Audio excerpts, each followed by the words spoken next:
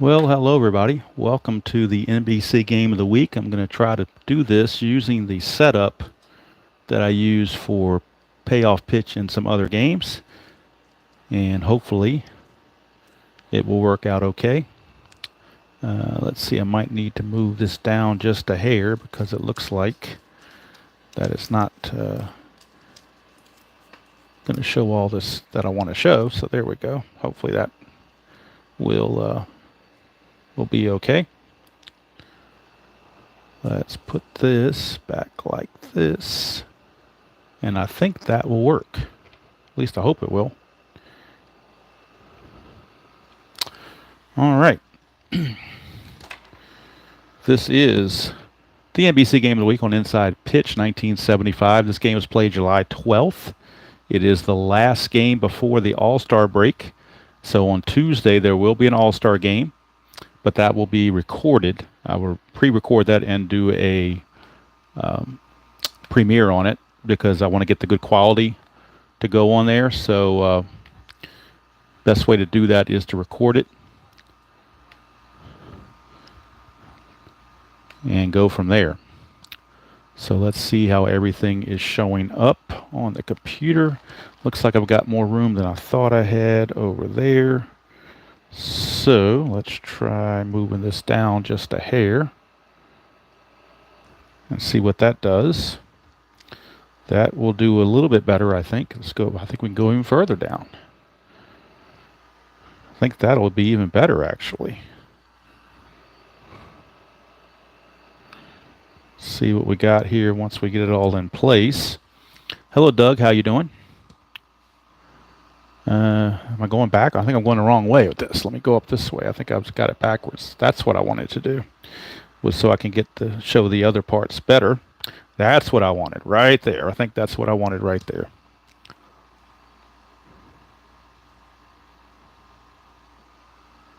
How does that look now, Tim? I just moved that a little bit. Does that look? Because now I can see the outfielder throwing card. Okay, looks good. Thank you very much. Appreciate that. Like I said, I wish I could get it in 1080, but when I do live, the best I can do is 720. So kind of have to go with that and hope for the best. All right, like I said, this is the July 12th game. Boston won this game real life 10-4. This is the final game before the All-Star break in the 1975 season, and the All-Star game will be played from Milwaukee. I'll post it on Tuesday night, right after RJL finishes his game. I don't want to conflict with his, so when his game is finished, I will immediately upload it, or premiere it, what do you want to call it. I'll probably record the game later today and have it all ready to go. And then, on the course tomorrow, will be the Replay Baseball 1993 Sunday night ESPN game of the week. That's the Oakland A's and the New York Yankees from Yankee Stadium. Hello, Beatles. How are you doing? Good to see you. Kenyon, nice to see you as well. I know Beatles has a ticket to ride to come into this live stream, so I know he's all ready to go. I'm trying it this way instead of that big board that RJL uses, because when I go live, I'm thinking if things aren't so spread out, and maybe it cuts down some of the glare or whatnot, I don't know. I can move my lights a little bit and see if that helps. But I'm hoping that this setup does a little bit better than... in fact, let me move this big light out of the way like that. Maybe that helps even more. Sorry about the cough there. But hopefully that it'll show up better this way. Now, for the All-Star game, I will use the big board because you got all those different uniforms and whatnot, so... which is why I don't watch the All-Star game. I didn't watch it this year because the All-Star game, just to me, has lost all its luster. It really did. Once interleague play hit, that really took it away from me for the All-Star game. But now that they're not even allowing the players to wear their own uniforms, they got to wear one set uniform for everybody, just took all the fun out of it for me. Yep, great pitching matchup. Luis Tiant against Ferguson Jenkins. At least in big names. Anyway, Fergie Jenkins was 17-18, 3.93 ERA. Louis Tiant 18-14 with a 4.02. So nothing to, be overly crazy about, but still pretty good, to say the least. All right, so we are ready to go. You see the lineups here, and I took a suggestion. I don't remember who it was from. if it was from Tex Ags or from somebody else. Hello, Ron. How you doing? But I reduced the font on these lineup boards so that I can not take up as much room, and so hopefully that helps. Hopefully you can still see the lineup boards okay with the font I'm using. I just reduced it to kind of allow more room on the table and more room on the on the video. So we are ready to go. Cesar Tovar, the designated hitter for the Texas Rangers, is up to bat. And before we get started, I'll go over the season standings. I'm using the PC Replay baseball game to sim the 75 season. And as of right now, in fact, let me, I need to go a little further here. Hold on 1 second, because this is July 12th. So let's see here. I didn't sim all the way, so I don't have the exact records. I need to let this computer sim the last week's games. I forgot to do that when the other games were finished. So let me sim up through July 11th, and that'll give me the up-to-date standings I can give everybody. Won't take long for the replay baseball game to do that. So let's get that going here. Right now it's up to July the 8th. So once it finishes July 11th, now we're on the 9th. Once it finishes the 11th, I can pause the autoplay and get everything where it needs to be. So we are Saturday, July the 12th. And the standings, Boston Red Sox coming to the game 50-35, but they're 6.5 games behind the 57-29 Yankees. So in the sim, the Yankees are doing quite well for themselves. Texas not so well, 39-49. They're 14.5 games back of Oakland. But Boston certainly can use the victory to try to catch up with the Yankees. Of course, we haven't got the All-Star break, so they got time to catch up the rest of the regular season. So now we're ready to go, I do believe. All right, now we got everything straight. Everything looks like it's in view okay, hopefully. So Tiant to Tovar, and we're underway. 5-2 is a strikeout chance. 18 is way too high for that. So we go to Tovar. 3-1 is a star one, which is a ground ball to short, and that's one away. So Tovar is retired, and that'll bring up Toby Hara. Hara, shortstop in this game. Tiant, 5-3, and that's the ballpark card. We're going to Fenway Park for the result. And Fenway Park has, count them, 6 home run grid in the grid. So 1 in 6 chance of hitting a home run result. 4-2, but he does not. He hits a single plus to left field. So Toby Hara will single, and he does have to try to make second base. So he base runs at a 3. The left fielder in this game is Jim Rice. And Rice, his arm rating is a +1, so that makes him a 4. So 1-4, and he will get the double. It's 5. He's got to hold a long single for Toby Hara. So Rice was able to cut it off and hold Hara to a straight-out single. 1 down, and that'll bring up Jim Spencer. And this is the bane of my inside pitch existence right here. Jim Spencer, count him, has 403 at-bats, but is not rated for splits. Don't know how that happens.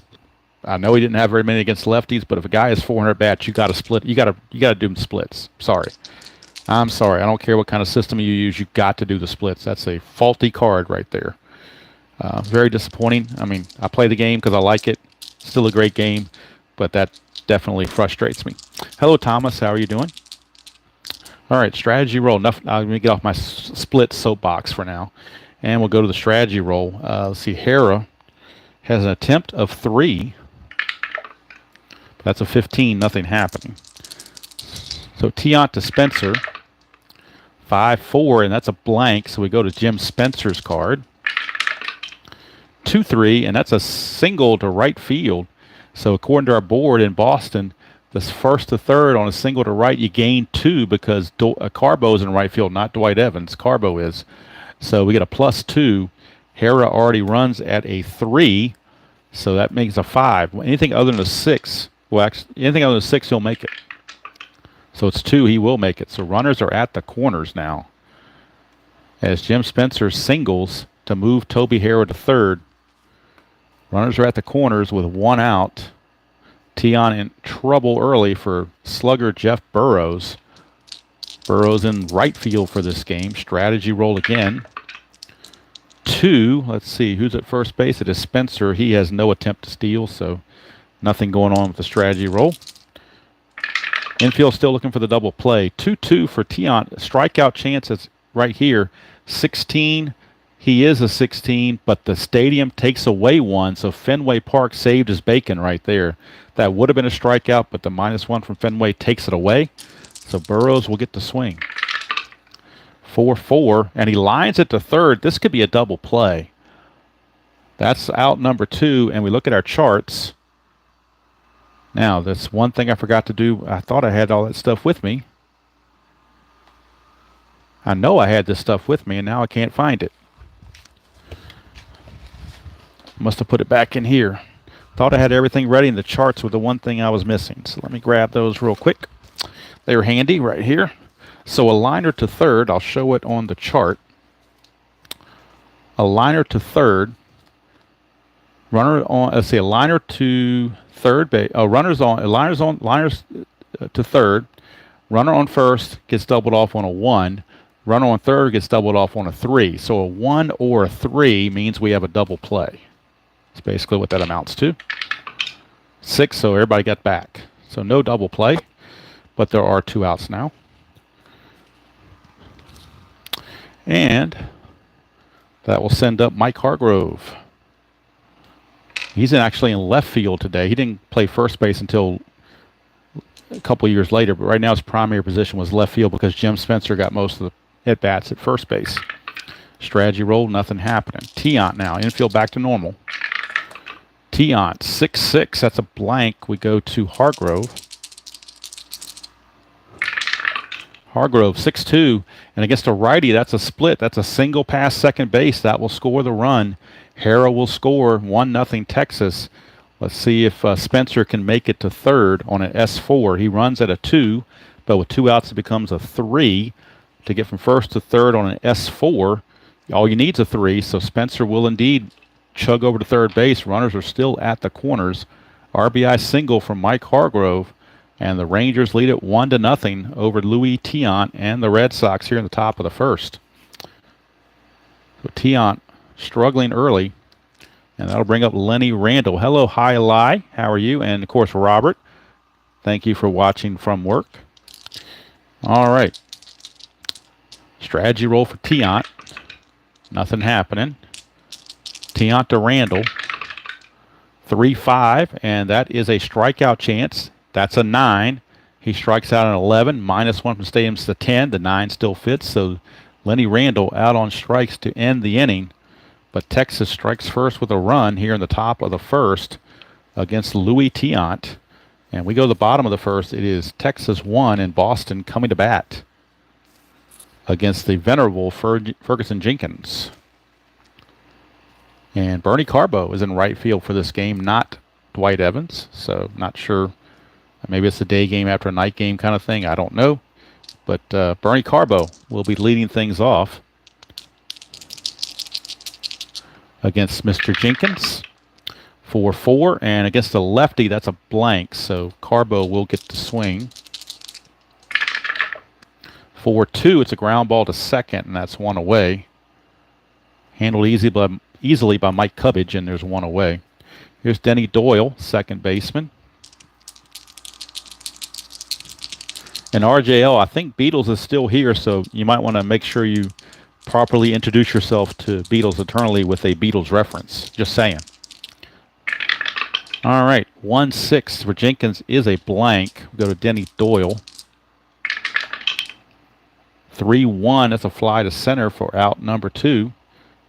Hauled in out there by the center fielder, Lenny Randall. 2 up and 2 down. And that'll send up Carl Yastrzemski. He is at first base for this game.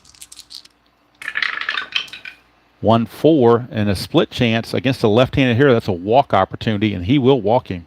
So Carl Yastrzemski does draw the 2-out walk. And the Red Sox have their first base runner of the game.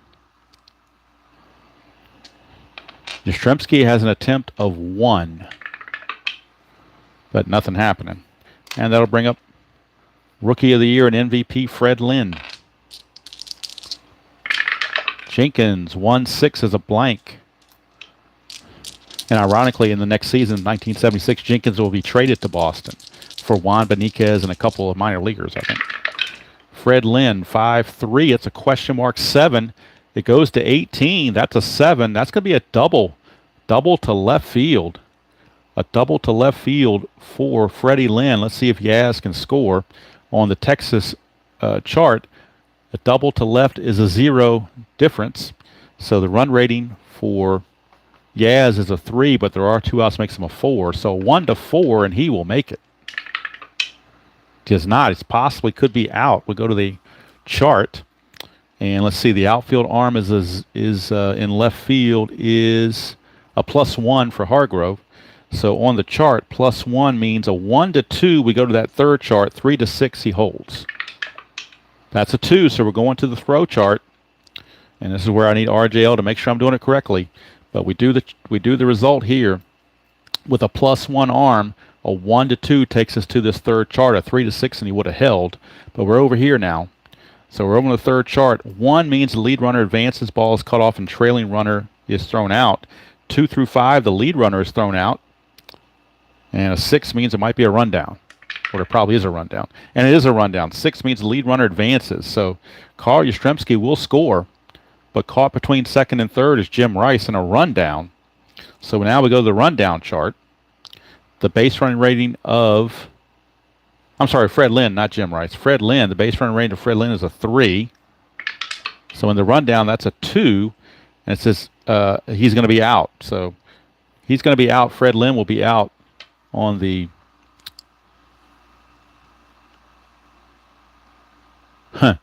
yeah, desperate call to get out of work on a Saturday. Hello, Jimmy Jam. How you doing? But that's a 2. So Fred Lynn's going to be out.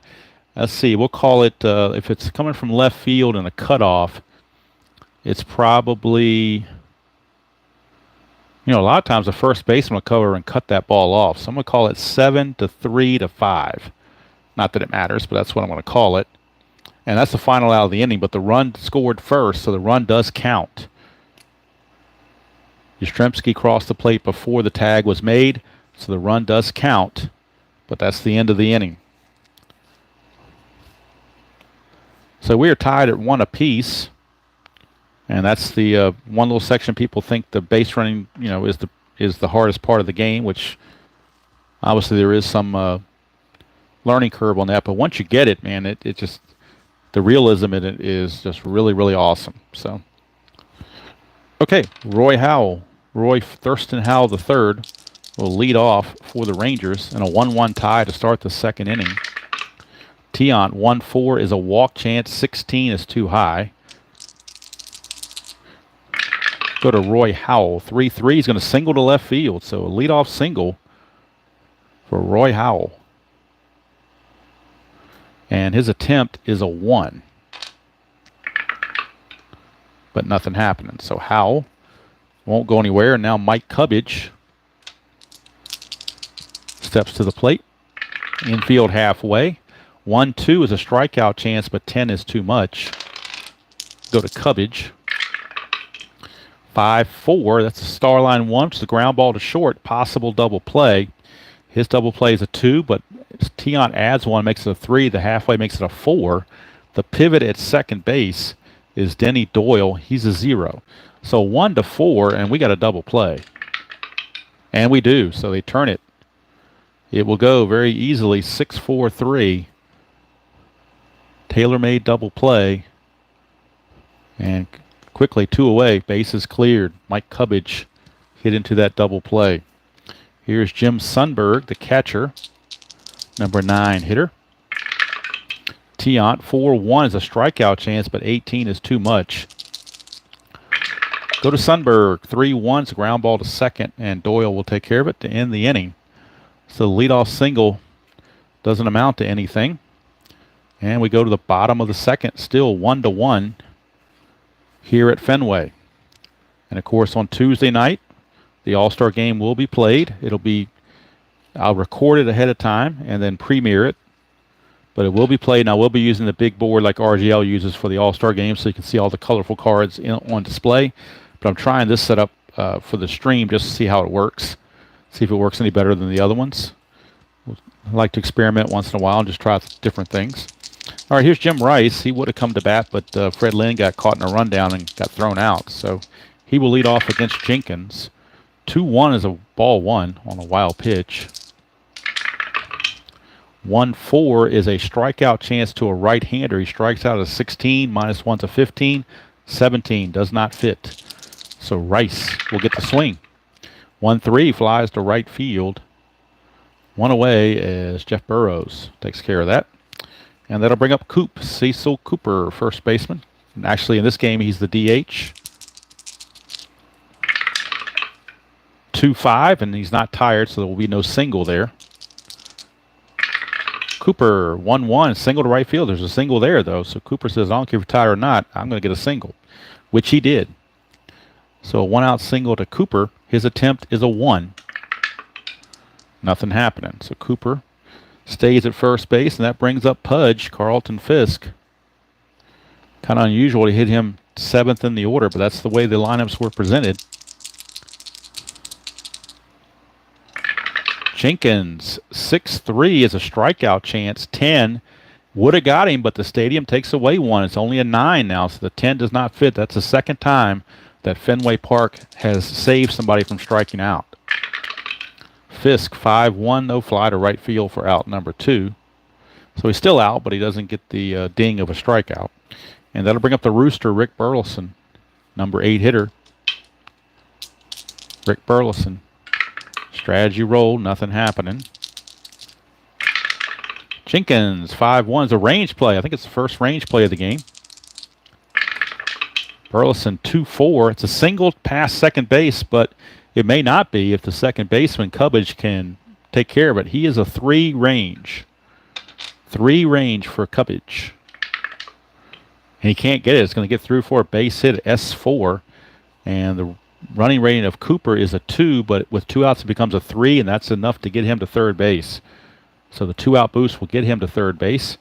Runners are at the corners. I'll leave Burleson there because he's got a chance to steal. So runners are at the corners with 2 outs. And strategy roll for Burleson to steal is a 2-3, but you don't hit and run when there's 2 outs and runner on third, so nothing's going to happen there. Bob Heiss is going to be the number 9 hitter. Giving Rico Petrocelli the day off. I'm not sure why, but they are. So Bob Heiss is your batter stepping to the plate. As I drop one of my D6s. There we go. So for Jenkins trying to preserve a 1-1 tie.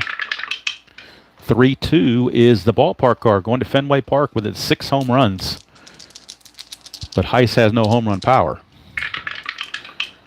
5-5 is the ground ball to first. It didn't matter about a home run, just a ground ball to first, and Mr. Spencer will take care of it. Spencer for hire makes the put out, and the inning is over. So Red Sox leave 2 on, and at the end of 2, we're still tied at 1 apiece.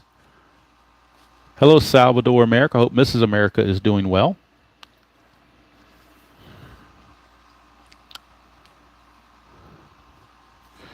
All right, top of the third.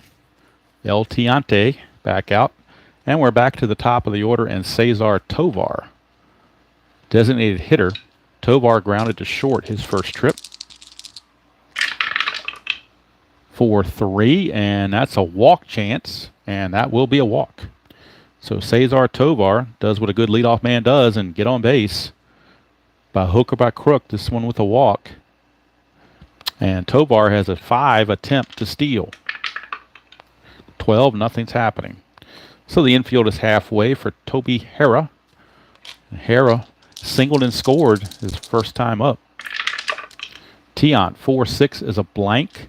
So we go to Toby Hara. 6-5, and that's a ground ball to third. Possible double play. He is a double play of 2. Tiant adds 1, makes it a 3. They're halfway, makes it a 4. The pivot again, Doyle, is a 0. So it's a 1-4 for a double play. And they don't turn, it's runner advance. So the only play that Heiss had was the throw to first, as Tovar got a great jump off of first base. So he will take second. It acted like a sacrifice bunt. Sure, it was not Hera's mission there or intent, but that's what happened. So Tovar is in scoring position with one out, and Jim Spencer, the batter. Strategy roll for pickoff, nothing happening.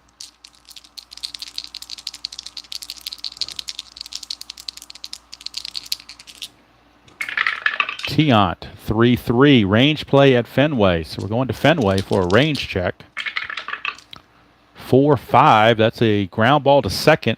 Range of Doyle is a 1. So unfortunately for the Red Sox, Denny Doyle at second base is a 1. So, and the fact that they're halfway means he's a 0. No, they're on halfway, they're back because the runner's at second. So it's a 1. It's the only chance. Can't get it, it's a base hit. So it's a single pass second.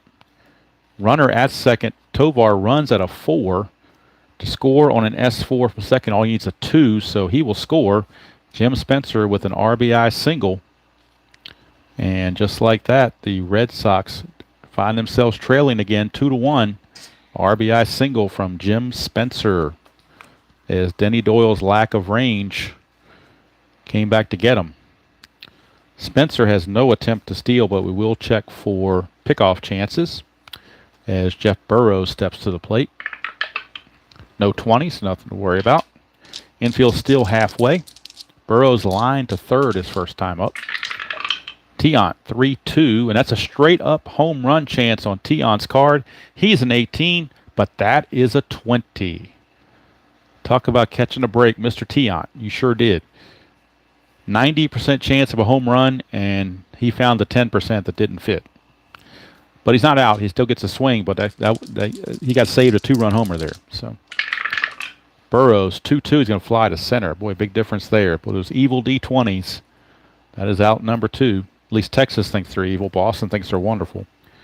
And that'll bring up Hargrove. He had the RBI single his first time up. Nothing on the strategy. Tiant, 3-6. That's the ballpark card going back to Fenway again for Hargrove. 1-3, and that's a blank, so we got a rare play. Rare play with men on base. Rare play with men on base. And let's see what happens. 15. Slow roller to third. Well, let's bring this down where you can see a little bit better. 15. Slow roller to third base who throws batter out at first, but batter cleats first baseman and coming across the bag. All other runners advance. We're checking an injury on the first baseman, Carl Yastrzemski. So Yastrzemski got cleated by Mike Hargrove. The inning is over, but they're checking on the condition of Yaz. The out's going to go 5-3 to end the inning. Rangers do score the run to take the lead 2-1. But the concern now for the Red Sox is the health of Carl Yastrzemski. Look at his injury rating. He's a 1. A 1, so let's go to his injury. A 1 or a 2, he can stay in the game. Anything else, he has to leave. So Yaz needs a 1 or 2 to stay in the game. And he does. He's going to gut it out. So how about that? The toughness of the venerable Carl Yastrzemski. He takes that spike and stays in the game. Although I don't think Texas or Boston's going to forget that spike. So Mr. Hargrove better be ready as next time at bat he could find something whizzing under his chin. But we shall see. Bottom of the third. Top of the order for the Red Sox, Carbo against Ferguson Jenkins. 5-6 strikeout chance. 11 will get him. So Bernie Carbo out on strikes. And that's the first strikeout for Ferguson Jenkins. Took him 3 innings to get it. The third inning to get it, but he finally got it. Here's Denny Doyle. He flew to center his first chance. 6-3 is a strikeout chance. 7 is not going to get him, so Denny Doyle will get the swing. 2-6 is a star line 3, ground ball to second. Cubbage makes the play. 2 up and 2 down, and here comes Yaz, still limping a little bit, favoring that shin area where he got spiked, but no blood on the sock. He's going to keep fighting through this. 3-2 is in the ballpark card. We're going to Fenway Park for Yastrzemski. 6-1, question mark 9. That's a 10.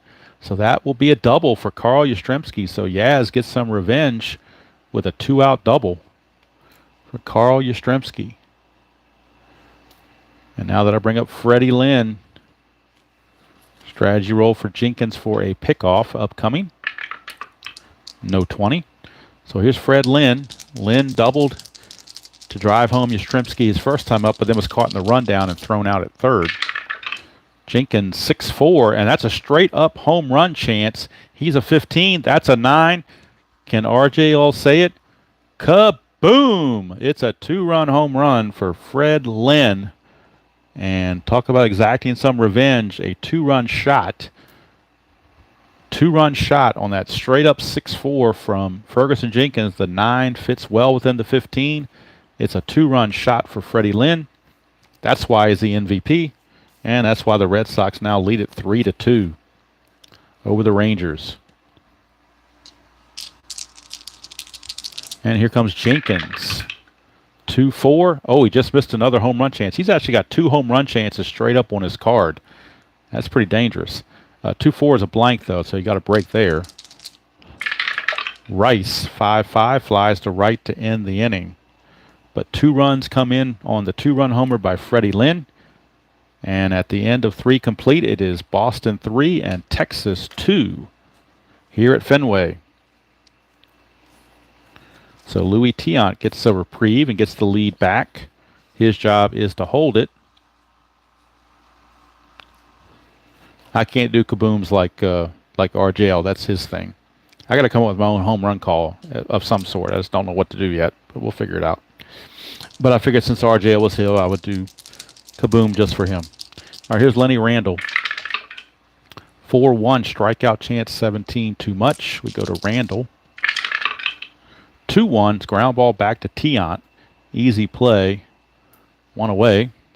That brings up Roy Howell, the third baseman.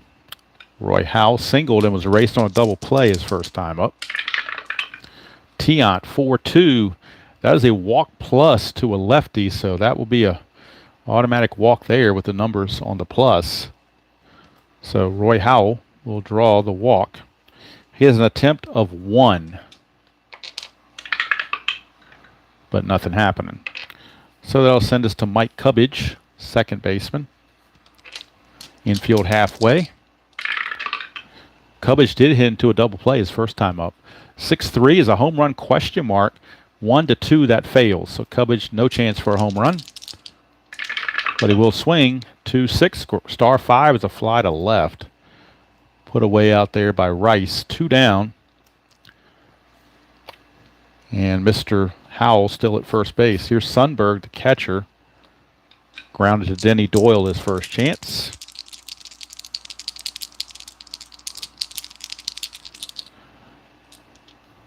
Strategy, nothing happening. Not going to bunt with 2 outs, so nothing happening. Tiant, 5-3. Ballpark car going back to Fenway. It's got 6 home run slots, but we haven't found any of those yet.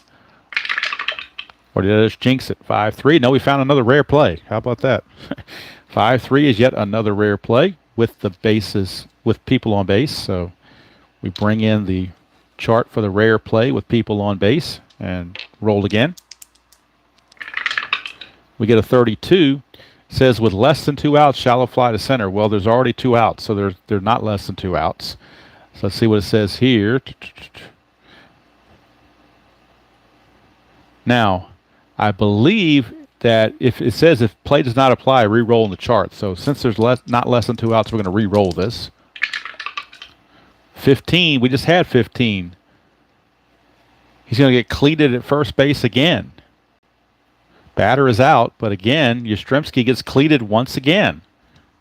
Do we let Yastrzemski get cleated twice? Well, that's just almost insane.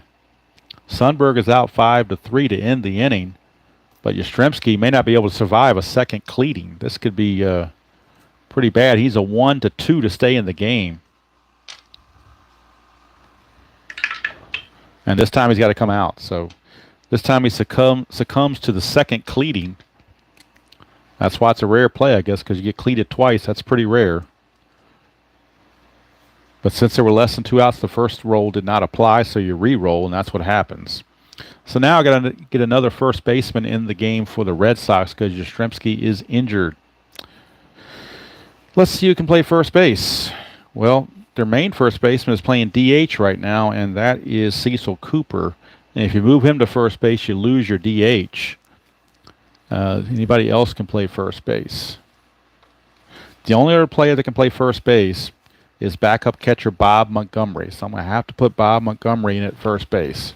He's a 1 and an E20. He's awful as a first baseman, but really don't have any choice unless I want to lose the DH. So Montgomery is on, and he's, like I said, he's awful. He's a 1 E20. Let's see. He runs at a 2. So Montgomery takes over for Yaz. And the Fenway faithful are not happy right now, as you might imagine. So Yaz is gone. Montgomery is the new first baseman. And boy, the Red Sox are really ticked at this point. So Ferguson Jenkins back out. Will be facing Cecil Cooper to lead off the bottom of the fourth, rather. Cooper singled and was stranded at third, his first chance. Jenkins, 4-1 is a possible error on a ground ball. Cooper, 2-6 is a ground ball to first. That's a 15. The error rate of the first baseman, Spencer, is only a 4. So Spencer will make the play, and he'll flip to Jenkins covering, but Cecil Cooper too slow to get up and spike Ferguson Jenkins, so he missed out on that opportunity. If he'd have been a little bit quicker, he might have got a spike in there, but couldn't get there in time. So here's Pudge. Jenkins, 2-2 with a blank. Go to Pudge. 2-6, ground ball to short, 2 down. So 2 down, and that brings up the Rooster, Rick Burleson. Singled his first time up. 4-3 is a strikeout chance, but 20 is way too high. We'll go to Burleson. 1-1, fly to left, and that's going to end the inning. 1-2-3 inning for Jenkins.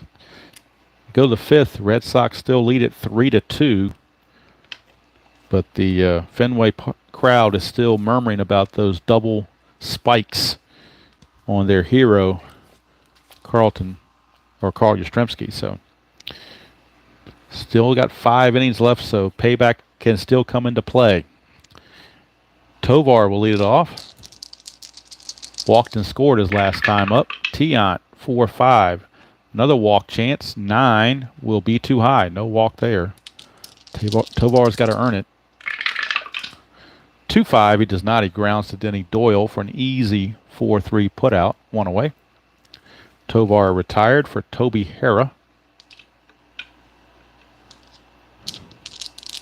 Hargrove and Sundberg were the runners that did the spiking, so we'll see what happens next time they come up. Hara, 3-1 is a range play. Go to Hara's card. 3-1 again. That is a fly to left field, but it's a range check on Jim Rice. His range is only a 2. Only a 2. And he can't get it, so will it be a single or a double? It will be a single. So a 2-out single, or 1-out single rather, for Toby Hara.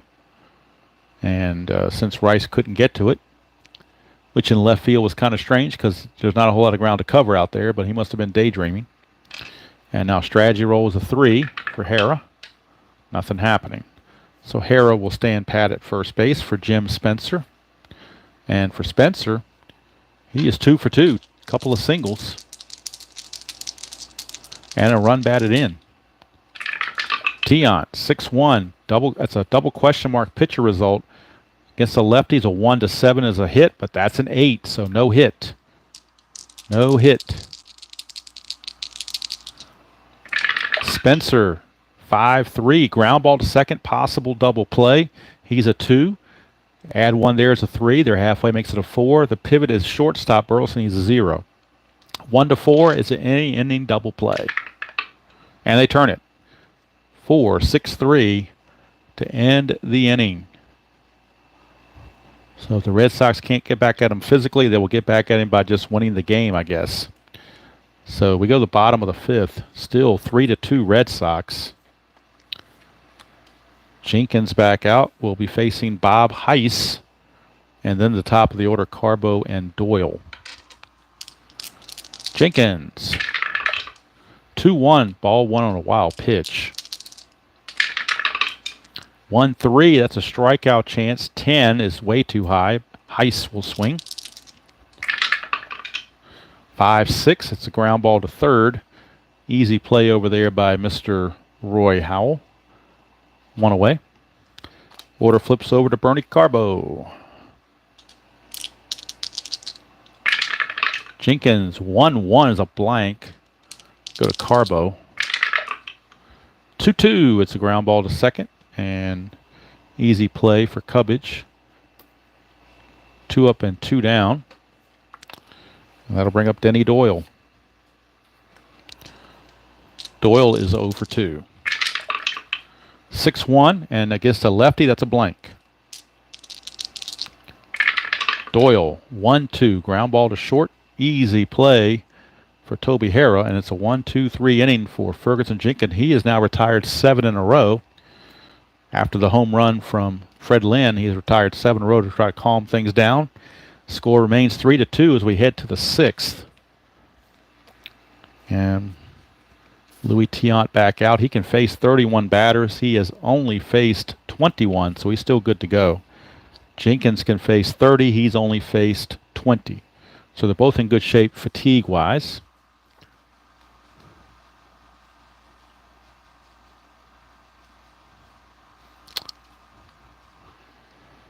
Yes, yes, Salvador. Watch RJL's slow playthroughs, and especially on those rundowns and different things with the, creating this thing helps a lot. I'm telling you, if you have this in advance, it saves a lot of headache. Just telling you. It does. Saves a lot of math and a lot of headache. And if you need that template, he's got it on the on Facebook. He can refer you to the link where you can download that. All right, so Burrows will lead off against Tiant. 1-6 is a blank. Burrows, 2-1 is a ground ball to second. Denny Doyle makes the play on Burrows, and there's one away. Hargrove, the batter.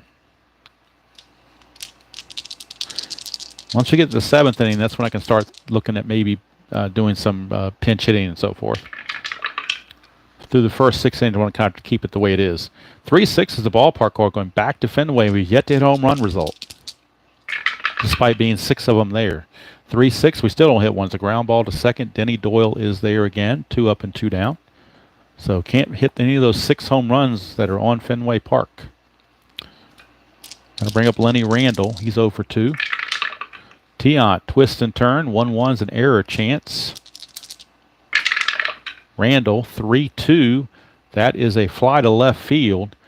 That's a 9. Jim Rice's error is a 0. He cannot make an error, so he makes the play to end the inning. We go to the bottom of the 6th. Still 3-2 Red Sox.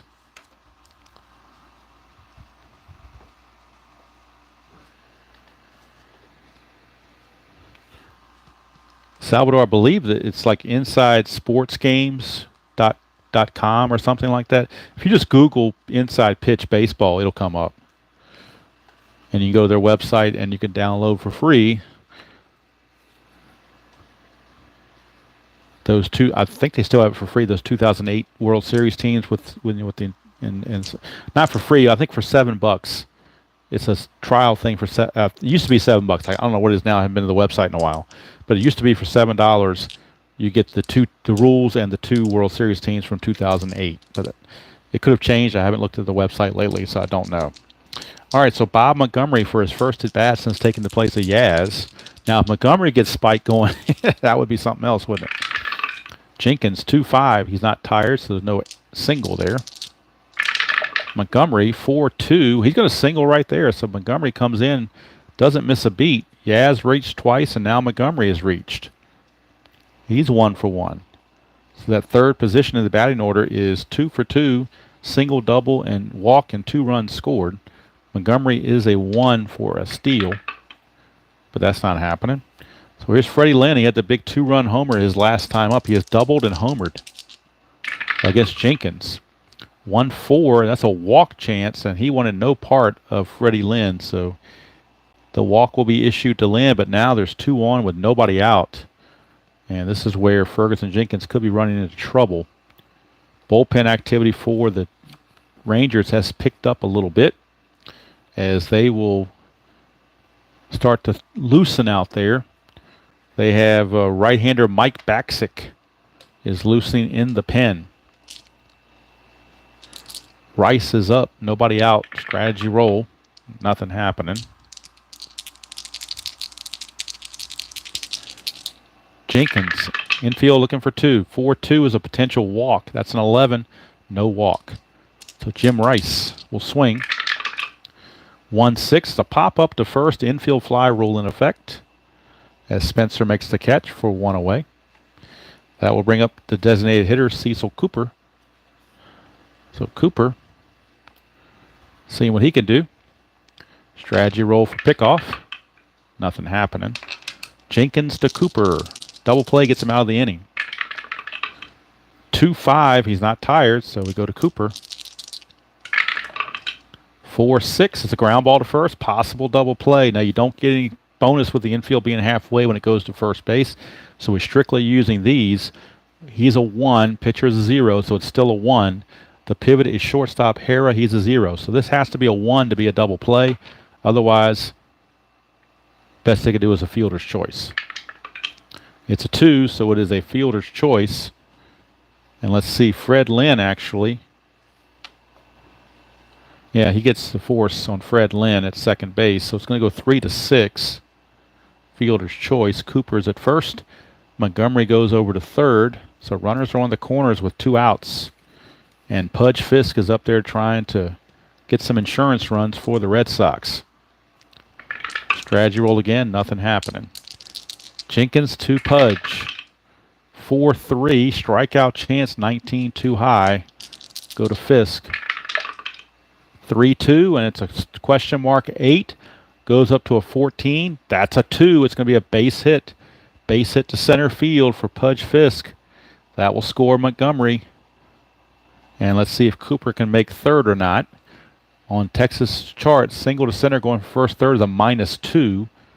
And let's see, Cooper is already a 2, makes him a 0. With 2 outs makes him a 1. So a 1, he can make it. He does not. It means possibly he could be out. So the center fielder arm, Lenny Randall, is a -1, which means a 1-4. We go to that secondary chart, 5 or 6 he holds. It's a 6, so he's going to hold. So put on the brakes real fast at second base. But the RBI single from Pudge Fisk, and the Red Sox lead it 4-2. And you wonder about Ferguson Jenkins now. Can he get through the inning, or do they pull him for Mike Baksick? Well, I think you kind of give a guy like Jenkins the benefit of the doubt. So they're gonna leave him in there and try to get that third out. Nothing on the strategy roll. Here's Burleson. Jenkins, 3-1, strikeout, 9 too high. We go to Burleson. 3-2, it's a single to center field. Another base hit. Let's see, Cooper runs at a 2, but with 2 outs makes him a 3. Single to center. You add 1, so that makes him a 4. So 1-4, he'll make it. And he does, so he makes it. Run on first was Fisk. He's a 3 to get from first to third on a single. That 4 is too high for him to go there, so he will stop at second base. But Rick Burleson's RBI single will score Cooper.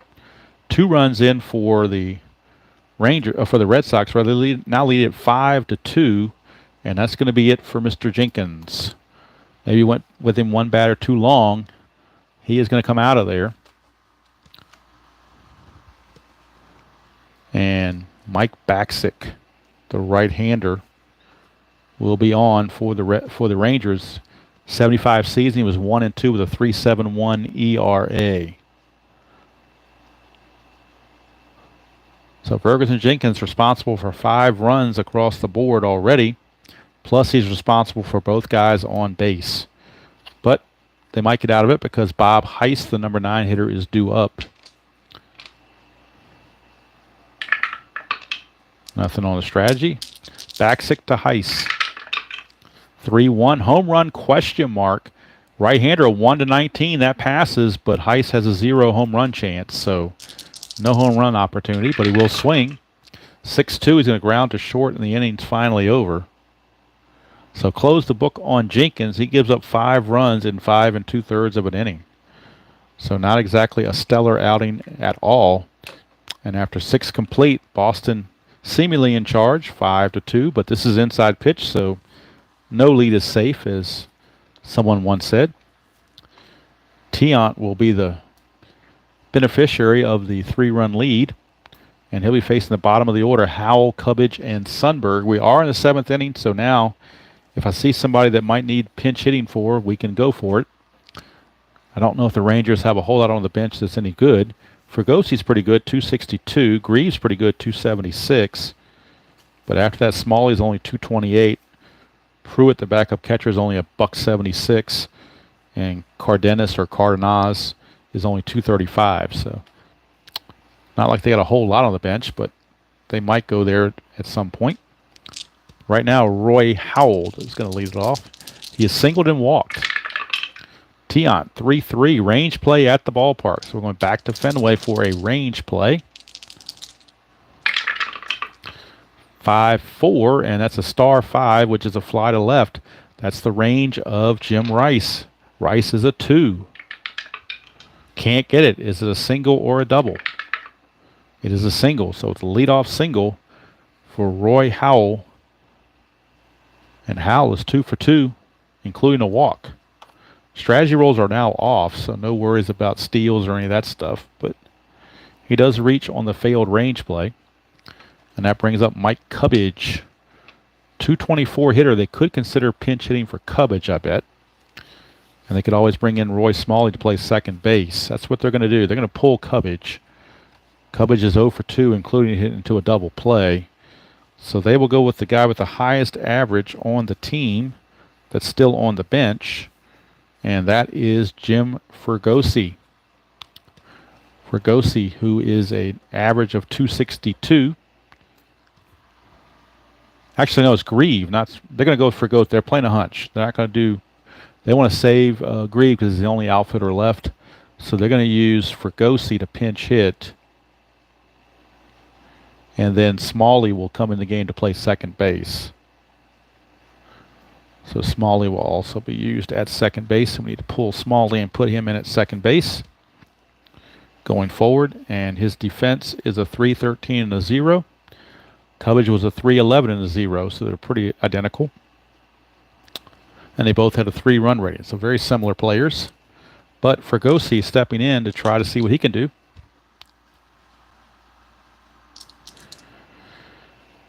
Again, strategy rolls are off, so Fergosi against Tiant. 1-4, a walk chance, but 20 is way too high, so Fergosi will swing it. 5-6 is going to fly to left. 1 away.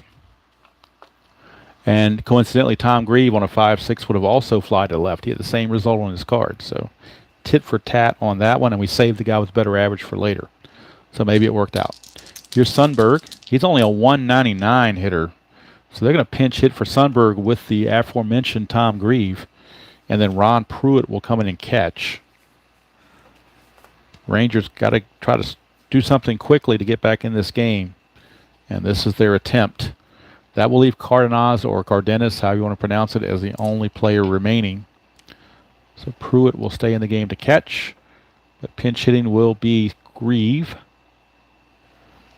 Pruitt defensively not quite as good as Sundberg, and certainly not as good offensively, but you're going for trying to strike iron right here. Grieve against Tiant. 1-5, strikeout chance 11 will get him, so Grieve strikes out. How about that? Grieve strikes out. 2 down, and here's Cesar Tovar.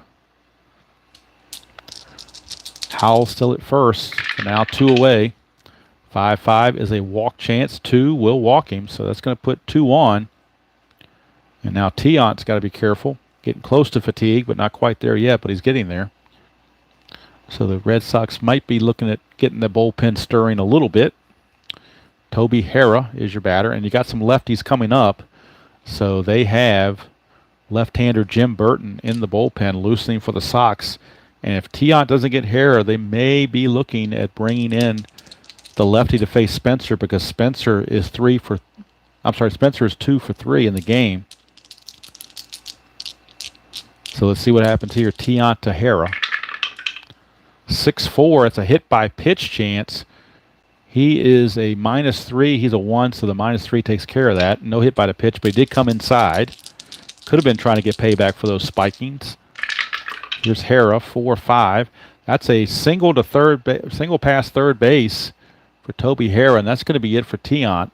We'll see about the runs. Howell runs at a 3, but 2 outs becomes a 4.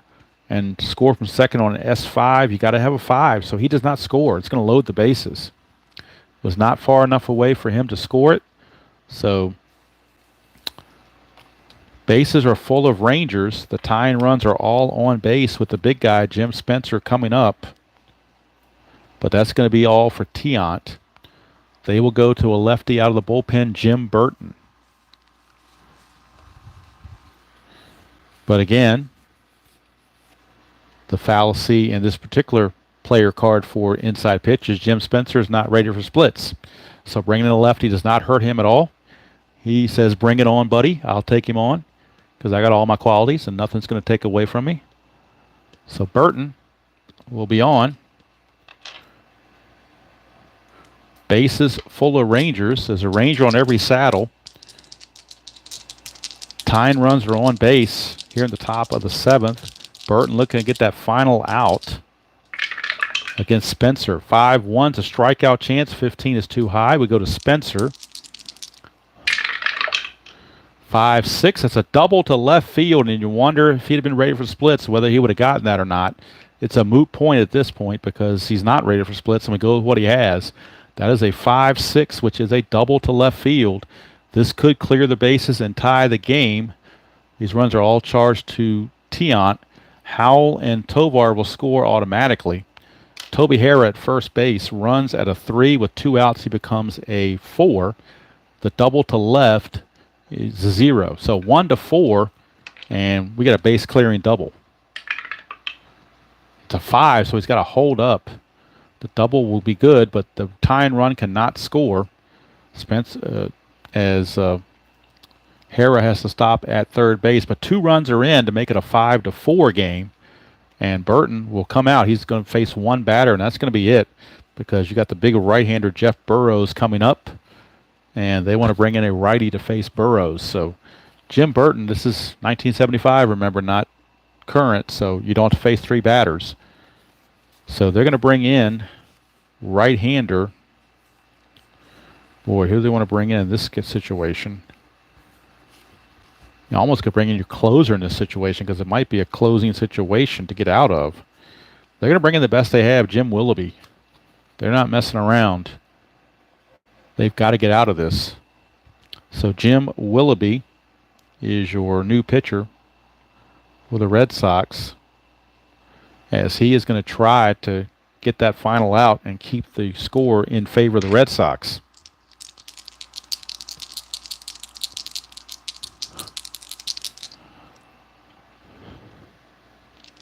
Willoughby, 6-2. That's a possible error on a throw.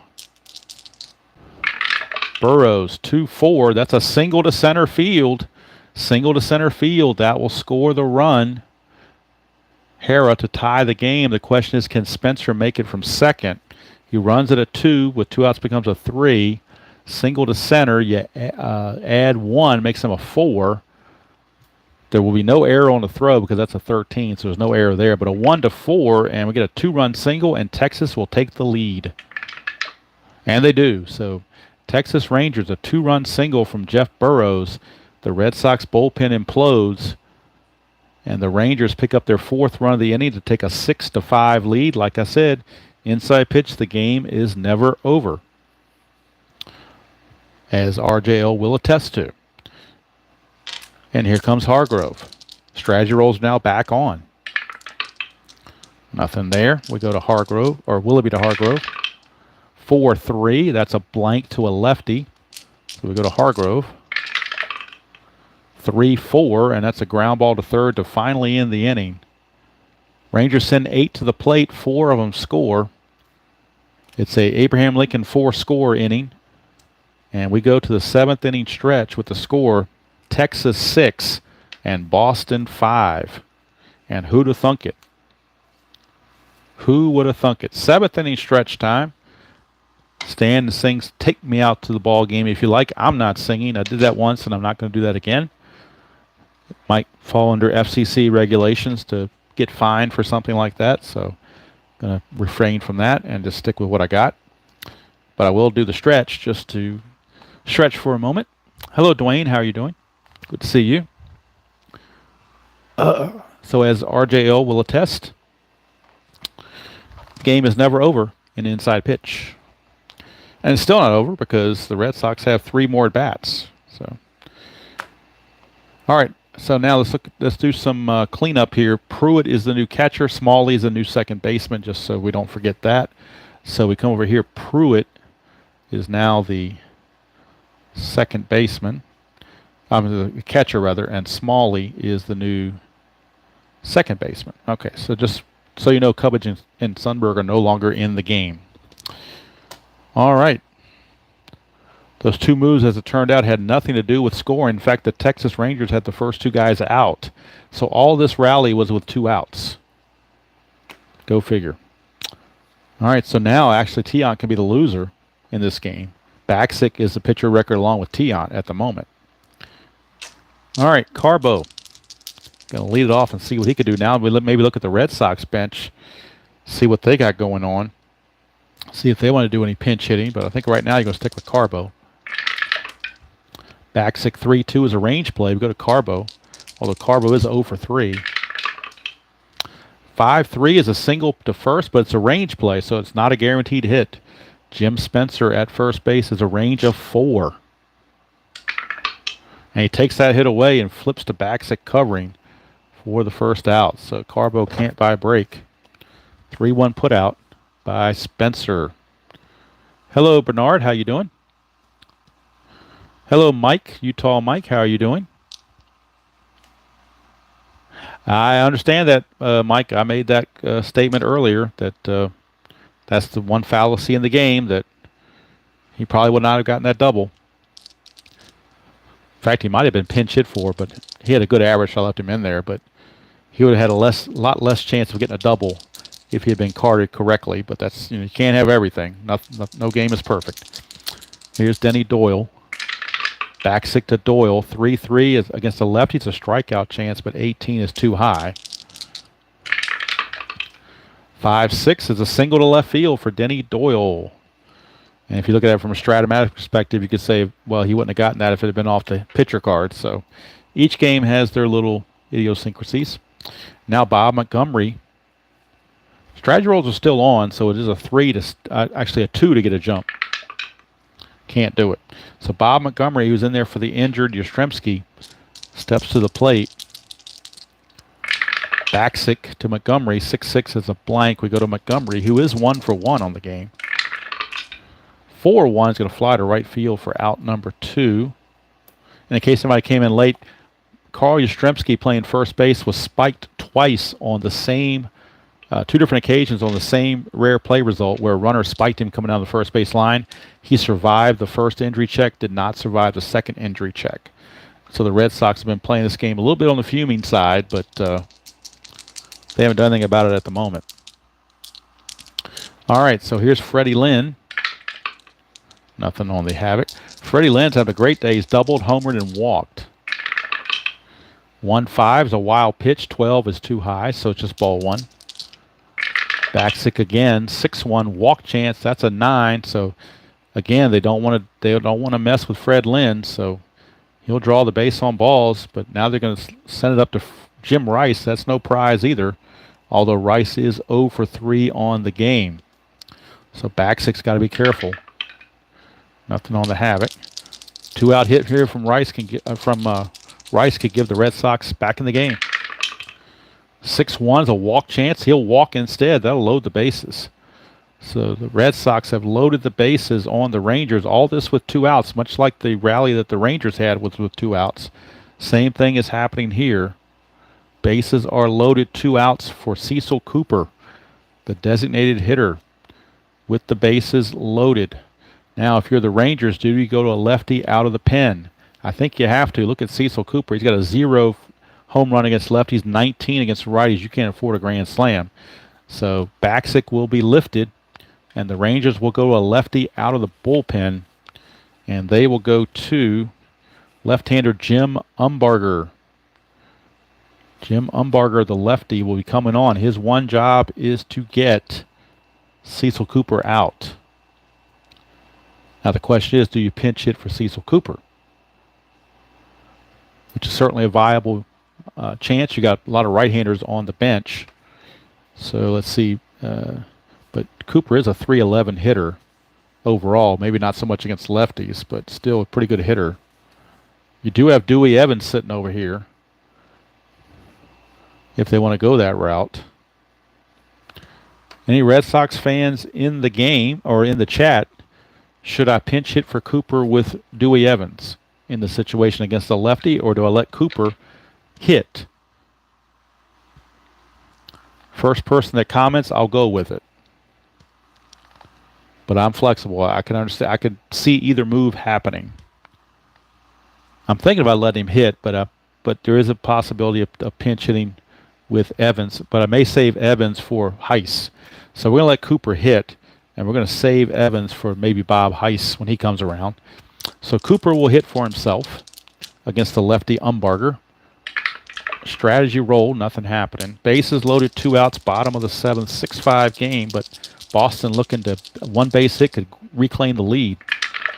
Umbarger 4-2 is he's not tired, he just came to the game, so there's no single there. But Cooper will swing. 5-6, and against the lefty, he actually gets the base hit. He gets the advantage there. S1, that's a 2-run single from Cecil Cooper. And so Darryl Johnson made the right call, leaving him in, and the Red Sox have reclaimed the lead. Now on an S1, will the runner on first go to third? You need a 4 or better.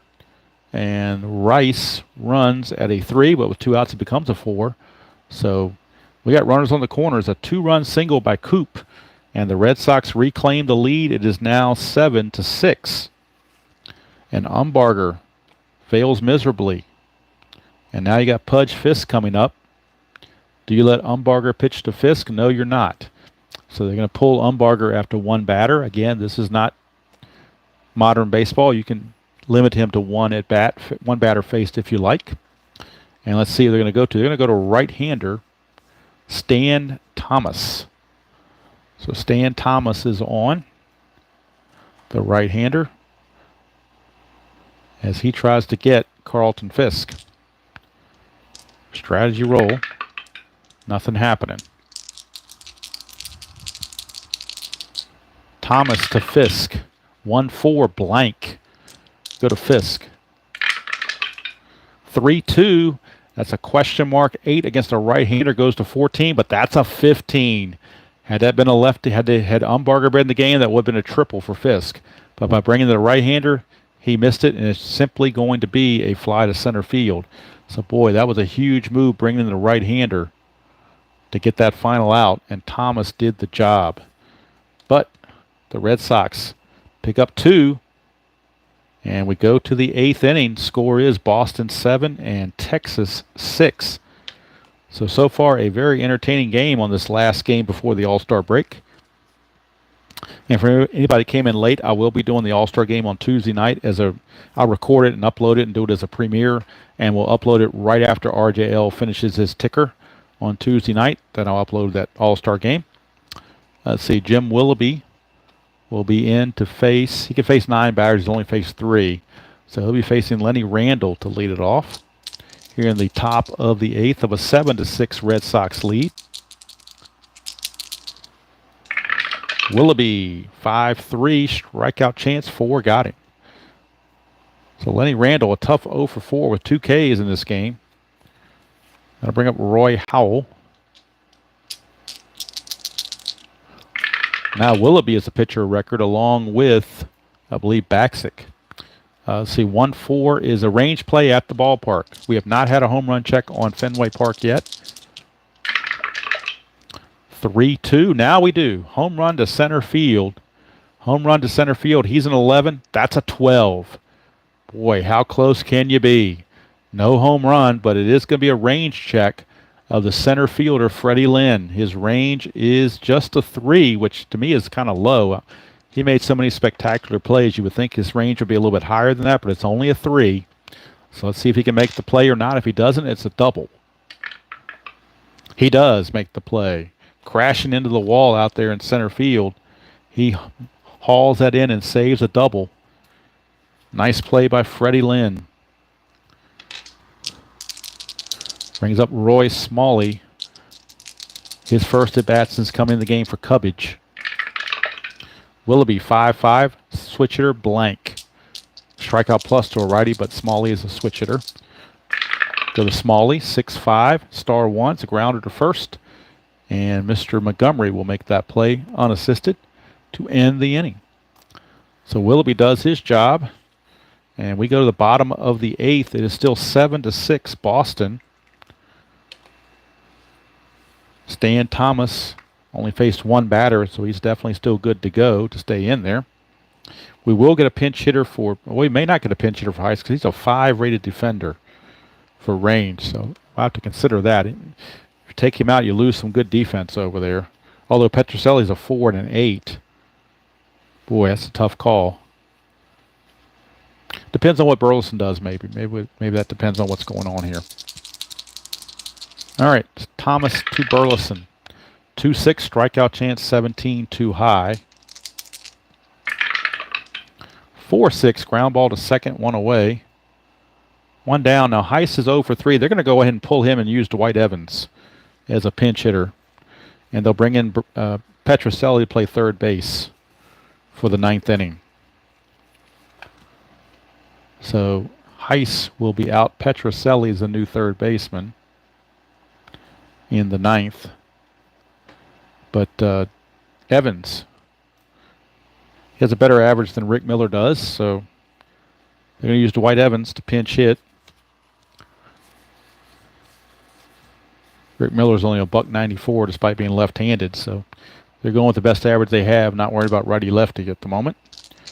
So Heiss will be pinch hit for by Dewey Evans as the Red Sox look for insurance, and then Petrocelli will take over at third base in the 9th inning.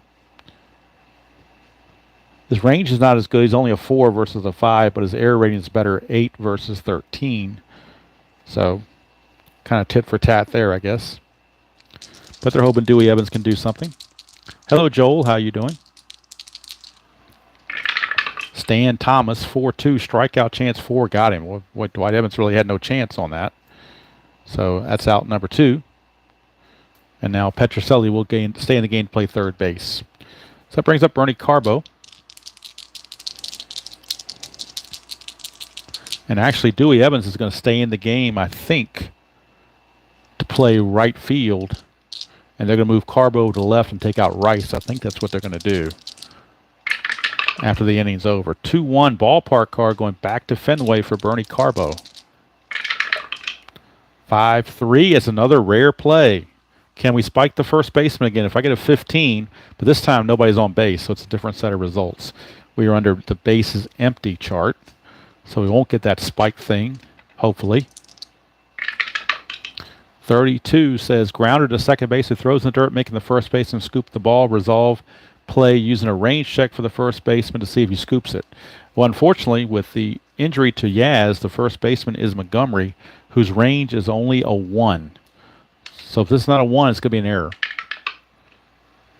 I'm sorry, it's not Montgomery, it's Spencer. Spencer's range is a 4, but that's a 5, so he still can't scoop it. So that means Evans will reach, or Carbo rather. Carbo will reach on the, I believe it was the E4, if I'm not mistaken. Yep, E4. So E4 on Smalley keeps the inning going.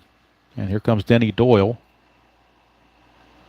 2 outs, bases, runner at first, rather. Strategy rolls are still on. It's a 1-run game. Nothing happening. Thomas to Doyle. 3 runs, a walk chance, and he walks him. And so now that'll put runners at first and second for Bob Montgomery. This is where they really love to have Yaz right about now. So Thomas, let's see how many batters he has faced. Thomas has faced 1, 2, 3, 4. It's only a 6th batter to face. So they'll leave him in there. Fred Lynn is on deck, and they do have left-hander ready to go in case the inning continues. If Fred Lynn comes to bat, they would turn to a lefty out of the pen in Mike Kekich, who is ready to go if Thomas needs relief. Strategy roll still employed. Nothing happening. Thomas to Montgomery. 1-1. Automatic out against the righty, and the out is going to be a ground ball to third to end the inning. So nothing doing for the Red Sox here in the 8th. We go to the 9th. 7-6 our score, and now we need to do some administrative duties. Bernie Carbo is going to move to left field. Actually, Petrocelli, I need to fix this. Petrocelli will not bat 9th. After all, Petrocelli will come in where Rice was. So Petrocelli will bat in this position, playing third base. Messy as that is. And then stay in the game to play right field, and batting 9th will be Evans. I know it's messy, but that's what we got. But we want to get Rice out of there because of his 2 range could easily give up a hit that could cost them the game. So let me make sure I've got everybody in place where they need to be. Rice is out of the game. Petrocelli is in Rice's old batting position, which was number 5. Okay, Carbo moves to left field, and Evans is in the game to play right field. And he will bat 9th. So let's make sure I got all my cards in line. It should be Lynn, Petrocelli, Cooper, Fisk, Burleson, Evans, Carbo, Doyle, and Montgomery. Yep, I got them all there. Rice is out of the game. Now, what about Willoughby? How many batters has he faced? He's usually the closer, but they brought him in early to try to get out of some mess, and it actually worked out for him. Let's see, 1, 2, 3, 4, 5. He's faced 6 batters. He can face 9 total. So he's got a chance to get the win, or you could look to somebody to get a save. For Texas, they got to use Ron Pruitt as their leadoff hitter. Then they got Tovar and Hara. So a bunch of righties are coming up. They're going to stick with Willoughby, but they do have bullpen activity. They do have Roger Moret, a lefty, in the pen, and they also have Diego Segui in the pen. Double barrel action in the bullpen. So Ron Pruitt, they can't pitch hit for Ron Pruitt because they have nobody else left to catch. They had already replaced their catcher, Sundberg, earlier with a pinch hitter, so they're kind of stuck now. I don't think anybody else can catch for them. I'll check their roster, but I don't think anybody else is available to catch. And I don't see, yep, they're not. So Pruitt has to bat. There's no choice. Pruitt's got to bat. And his 176 average. Willoughby, 6'3". That's a walk plus to a lefty, but to a righty, it's a blank. Go to Pruitt.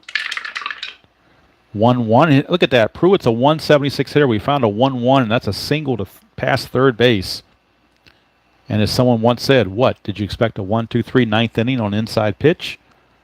I think not. So Pruitt is aboard. He can't run worth a squat, but again, nobody else to catch, so they have to stick with him. But what are you going to do? All right, now Willoughby. Let's see here. After Tovar and Hara, you got a lefty, righty, lefty, lefty coming up. A whole bunch of lefties, so they could be looking at Roger Moret very shortly. Strategy roll. Nothing happening. Willoughby to Tovar. Infield halfway.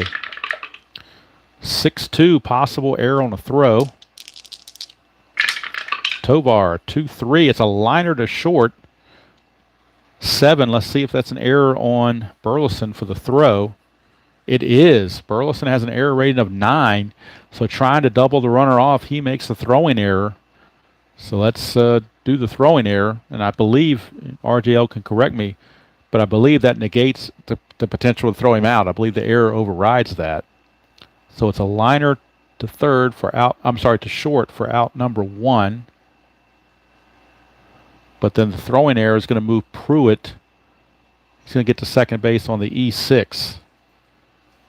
So I don't think you can double the runner off when you got a throwing error that comes up like that. I think that supersedes what might have been an out. I'm pretty sure that's how that's done. So Toby Harrah steps to the plate. And let's make sure it's just a one base error. I want to double check that on the throw. Failed ET, and it's a liner.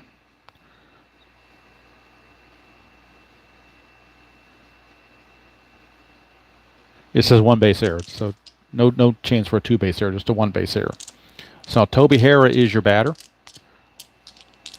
Really no reason to do a strategy roll because he didn't have any pickoffs. Willoughby, 1-4. That's a range play at the ballpark. Going to Fenway. 1-2. It's a single plus, but it's a range check. So Dwight Evans, the new right fielder, could take this hit away. So that's the strategy of bringing in Dwight Evans to play right field and help that defense. His range is a 4. Carbo was only a 3. But Dewey Evans is a 4. He could take this hit away with a 4 or less. And he does. Boy, that would have been a hit had Carbo stayed in right field. But Darryl Johnson, a great strategical move, brings Dwight Evans to play right field and takes that hit away. That is out number 2. Now, can the runner tag and go to third is the question. Probably don't want to do it on Evans's arm. Evans' arm is a -2, and the runner at first base or second base is Pruitt, who runs at a 1, so he can't go anywhere. He's stuck with where he is.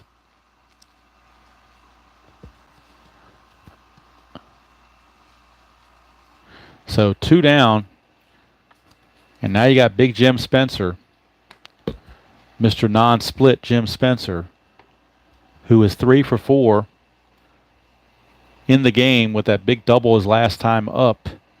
First base is open, but do you walk Jim Spencer to pitch to Jeff Burrows is the question. Willoughby has faced 1, 2, 3, 4, 5, 6, 7, 8, 9. He is now tired. Willoughby is now tired. So a couple of options present themselves. We could bring in the left-hander Moret to face Spencer, or you could intentionally walk Spencer with Willoughby and then bring in the right-hander Segui to face Jeff Burrows. So I think what they're going to do, they don't want Jim Spencer to beat him. So I know it's going against the grain to put the go-ahead run on base, but they're playing their percentages to get that third out. And so with Burrows coming in to hit, Willoughby will exit, and Diego Segui, who did have 6 saves on the season, is coming in to try to close it out for the Red Sox. So Willoughby did as best he could do. He just kind of ran out of gas. He does give the intentional walk to Spencer, and that brings up Burrows, who's only 1 for 4. First and second, 2 down of a 7-6 ball game. I never really thought about doing Game of the Years on NBC Game of the Week like RJL does, but I think this has to qualify as the Game of the Year as far as the NBC Game of the Week goes. No strategy roll because Segui doesn't have anything going on. Now remember, the runner at second, Pruitt, only runs at a 1, so he may not score on a base hit, but they can't pinch run for him because they have no other catchers.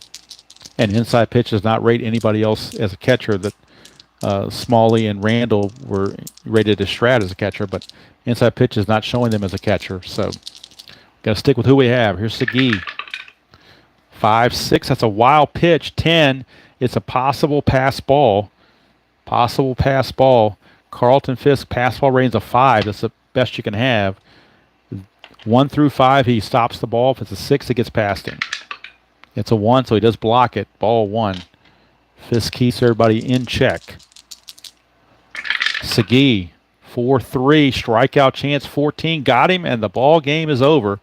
Diego Segui wraps it up for the Red Sox, and they hang on and win by the score of 7-6 as they try to get a little bit closer to the first place Yankees. That has to be the most exciting game I've done this season on the Inside Pitch Game of the Week. That went down to the wire. But got to figure out who the player of the game is going to be. It looks like I'm kind of leaning towards, boy, it's hard to say. Cooper got the big hit, but Fred Lynn was 3 for 4. I'm sorry, 2 for 4, double home run and 2 walks, 3 runs scored, 2 runs driven in. 3 runs driven in, actually. So I think I'm going to give it to Fred Lynn as the player of the game. Let's see. Let's get the line score straight. How many errors were there? Well, Texas had 1 error there. And error on Burleson. So it looks like 1 error on each team if I'm looking at this correctly. I believe each team made an error. Error on Cubbage for Texas, error on Burleson for the Red Sox. Hits for Texas, 1, 2, 3, 4, 5, 6, 7, 8, 9, 10, 11 hits. This is unofficial. I'm doing it real quick. 6, 11, and 1 for the Rangers. For the Red Sox, 1, 2, 3, 4, 5, 6, 7, 8, 9, 10. 10 hits. All right, so that's what I got unofficially. The Boston Red Sox defeat the Texas Rangers in come-from-behind fashion in the bottom of the 7th, winning the ball game 7-6. 7 runs, 10 hits, 1 error for Boston. 6 runs, 11 hits, 1 error for Texas. The winning pitcher for the Red Sox is Jim Willoughby.